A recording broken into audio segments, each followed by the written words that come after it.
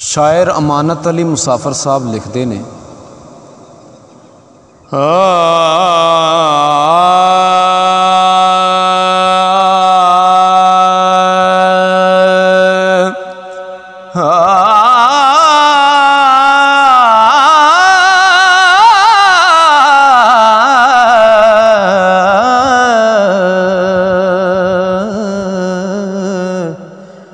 बाजी इश्क दीजे कर जितनियो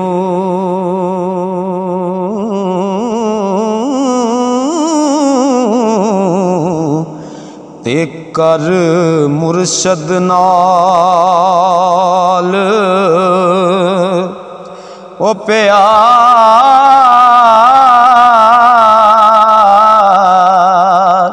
साईं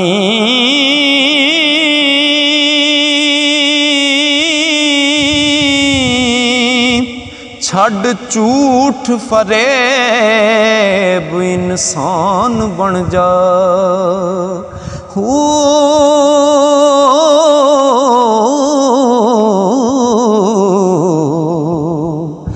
ते तोड़ हिरस दी बनी दीवार साईं वो तू की ते तेरी औकात की है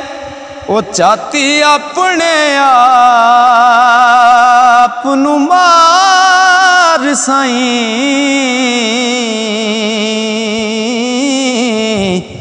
होय उंगल चुकना है बड़ी बगन आते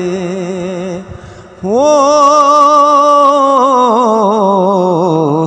ते कदे अपना वेख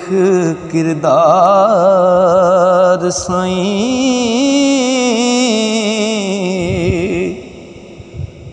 हो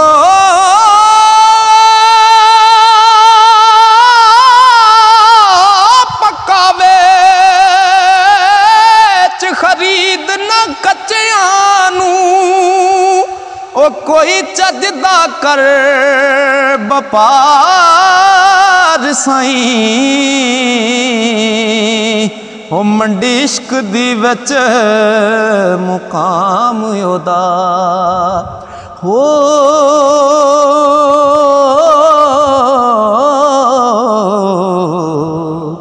ते जेड़ा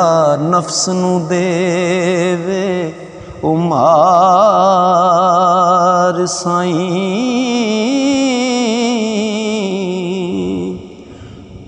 मिठे बोल जया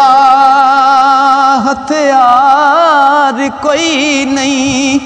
ओ छड़ तीर कमान तलवार साईं ओ वेखी मुश्किलां तेरियां हल करदा हो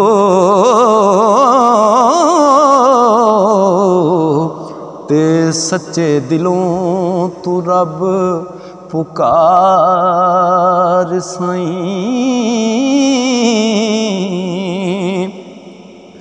ओ क्यों अपने आप ते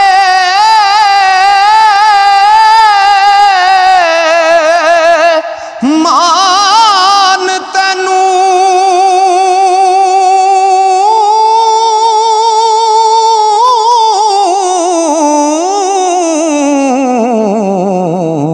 ते रहना जग ते दिन ए दो चार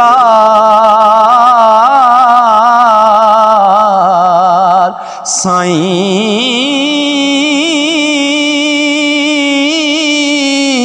हो एक दिन मुसाफिर ने छड़ जाना हो ते फुल्लां नाल भरिया गुलजार साईं।